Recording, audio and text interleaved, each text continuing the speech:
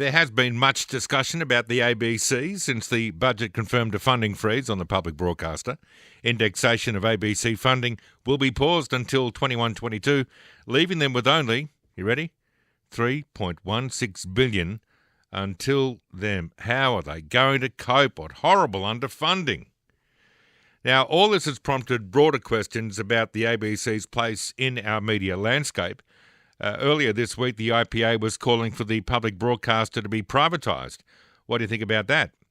We did hear through the week from Senator James Paterson, good man James, echoed this discontentment. He says the government needs to amend the ABC's charter and do it quickly. It's because the ABC has turned an empire-building conglomerate. It's very hard to disagree with that. He says they are getting an unfair advantage because they're government-owned, throwing the principle of competitive neutrality out the window. Now, I'll talk to him about that, but just let me put this to you. When we provide a benefit to someone unemployed, we give them, as I think Tony Abbott used to say, a hand up, not a hand out. In other words, here's enough to get you going. Keep you around until you get a job. That's the idea of it. Well, why have we got a huge public broadcaster? Surely we need a public broadcaster to broadcast into parts of Australia where perhaps there isn't a whole lot of competition and to cover events that perhaps the mainstream media wouldn't want to invest in. Do we need a government-owned broadcaster that duplicates what's available? And now it's not just television or radio, streaming services, the whole thing. And they did have a cut in their funding. I'd argue that you could go a lot further. A TV station, a radio station, an online presence, and that just about pulls them up. Do we need a comedy channel? Do we need an ABC Kids channel? On the line to discuss, we have the Senator himself, James Paterson. Good morning, James. Good morning, Luke. Are you enjoying it? That is, being a senator. Always. It's a fascinating and stimulating role. A different issue every day comes up. I know James from a previous life when he was at the IPA doing very good work there. I noticed before we get into the matter of the ABC the other day, you were there chairing the committee where Penny Wong was, I think as they call it in the classics, going off deluxe over the by-election dates. And I have to say, just as a lay observer, I didn't think it was possible to reflect on the Speaker, and in particular the partisan behaviour she was talking about in relation to the setting of the dates. As chair of that committee, were you in a position, or are you generally in a position where you can say to another member of the Parliament who might be reflecting on one of these significant office holders, hey, hang on, you can't do that? That's a good question, Luke. I mean, it's up to the individual judgment of the chair to try and guide senators as to how they behave, but ultimately senators are responsible for their own behaviour, and I tried to pull up Senator Wong a number of times about her treatment of the AEC. Yes, you did. Tom Rogers, who's, in my experience, a very ethical man, and she was implying that he was, biased in his conduct, and I thought that was very unfair. Yeah. Let's get back to the ABC because this is a really important issue, and particularly for someone who's a participant in the media. I think it's just so key we get this right, and I'll throw this one at you if I can. The idea that we provide a safety net, so you can't get a job. We give you not enough money to go and buy yourself the latest model Jaguar, but hopefully enough money to keep you interested in getting a job. And so, things don't go particularly pear-shaped for the length of time you're out of work.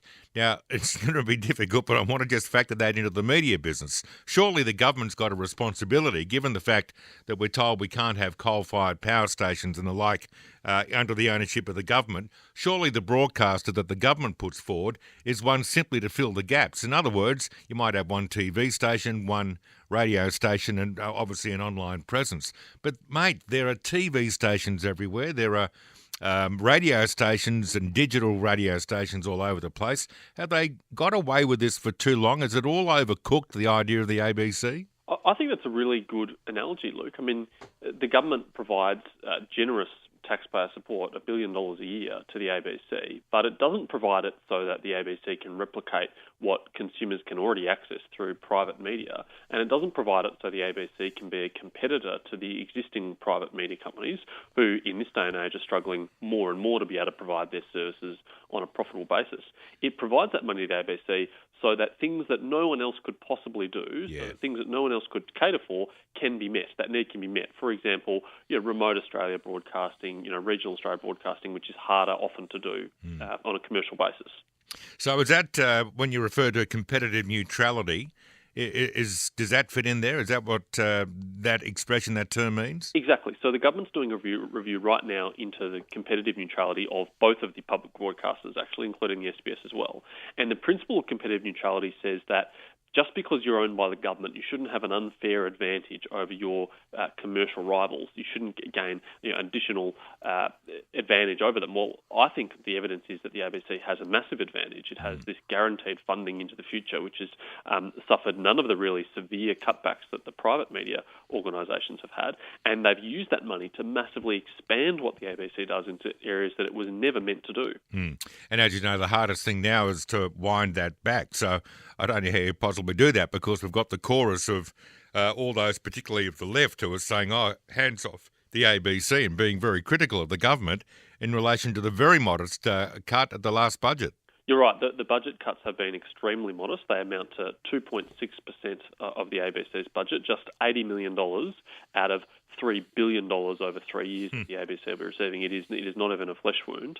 But there are things the government can do. We are the custodians of the charter of the ABC. We set the charter of the ABC, and we could change the charter of the ABC to say, no, we don't want you to replicate what's happening in the commercial sector. We just want you to focus on things that only you can do. So in relation to that, how do you get support? Because you've got obviously issues in the Senate with numbers, and it's very close in the other place. But it seems that one half of the major party makeup in this country is going to do everything they can to make sure the ABC continues as is. And I think that the point you put, I think many of my listeners would say that the point you put is absolutely the way it should be. How do we convince the other mob that they should get on board? Well, ultimately, we've got to win the public debate, and we've got to demonstrate that whenever the ABC's budget has been cut, they haven't cut from their head office at Ultimo, they haven't cut their comedy hour, they haven't cut their extensive spending on news and current affairs. They've gone and cut the ABC in the areas where it is most valued. They've cut the ABC's regional bureaus. They've cut their activities outside of Sydney and outside of Melbourne. And actually, I think the public is with us on that. I think if they want to see an ABC, they want to see it out in the regions. They want to see it out in communities. They want to see it connected to the local community. Yeah. They don't want to see it in some empire, built in Ultimo. Maybe it needs to do something that sees it less reliant on public funds. Is that an option? Well, I think we should look at all options on the table. I think SBS being allowed to take advertising as it has in recent years has been one of the successes of public broadcasting. SBS is vastly, vastly more efficient than the ABC when you compare how much they spend on their back office activities compared to the ABC. The ABC is actually a very bloated and very bureaucratic organisation, whereas SBS is quite lean. Yeah. And I suspect the SBS is more lean because they've got a little bit of competitive market pressure. They still have a public subsidy, pretty generous one, but they also seek advertising. Yeah, all right. We'll watch this issue with great interest. Back to Senate estimates briefly. That process that goes for, I think, the end of this week and then comes back later in the year. Too often the opposing or the opposition parties find one or two embarrassing, silly things and they become part of the media story for maybe a day or two, then they go away. Is the estimates process so very important? What should we all expect from it? I think there's something really fundamental about estimates that you don't see but shows how important it is, and that is all the public servants who have to come before estimates 3 times a year to answer questions about the decisions they make with taxpayers' money have in the back of their minds every time they make a decision, hang on a second, I might have to answer questions about this at estimates, I'm going to have to be publicly accountable for this decision. So the existence of estimates, even if in a particular round of estimates nothing particularly famous or controversial comes out of it, it still changes the behaviour of public service in a good way because it encourages them to think about how they are publicly accountable and they're spending taxpayers' money. Okay, so the theatre of it and those funny little stories that appear about someone that might have bought a table that was 10 grand or whatever, we just take that as part of one of the outcomes, but the process itself, knowing that the estimates process is there, the public servants who operate the checkbooks from time to time realise that they have to do it appropriately, so there's a kind of a safeguard there. That's the point. Right, Luke. It's about setting the culture, setting expectations so that they know that ultimately the powers that they have, the special legal powers that we entrust them with and the money that we entrust them with, they have to be publicly accountable for. Yeah, final question is this. I was listening yesterday to the House in Question time, and there's apparently being dragged around the seat of Longman, where there's that by-election coming up we spoke about before, a billboard, a trailer that indicates that the government has cut money from education. And yesterday again, I saw Greg Hunt make the excellent point about the ongoing increasing funding from year to year. And it brings me to something that came up at the last federal poll that you'd be well aware of, Mediscare. Mm-hmm. And it also comes to this, James, where in the electronic media, particularly in television and radio, we have a blackout period. But once that enters our business model, it doesn't affect online, and it doesn't affect, therefore, the use of SMSs, which is a form of broadcast. I mean, you're transmitting direct information to telephones or whatever it might be.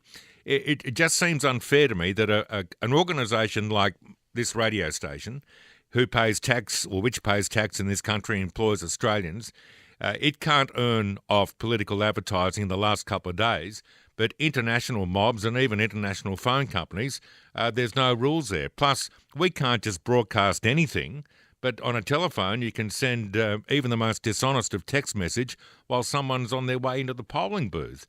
Surely we have to tidy that area up, don't you think? That's an excellent point, Luke, and I think the reality is that the time technologically is just past these kind of outdated blackout rules. I think that if you can run a Facebook ad on the last day of the campaign, you should be able to run a radio ad, and there's nothing really different about those two mediums, and they should have equal right to communicate on them. So I think increasingly those kind of restrictions are just going to become out of date and irrelevant. Yeah, and the other thing that has to come into play surely is truth and honesty in the advertising. Well, although that's a fraught game, because who ultimately decides what's political truth? We're never going to agree on that between the Labor and the Liberal Party. I'm not sure I'd entrust any third party to adjudicate that between us. Good point. Stay well, mate. Doing great work in the Senate. Appreciate your time. Thanks, Luke. Cheers.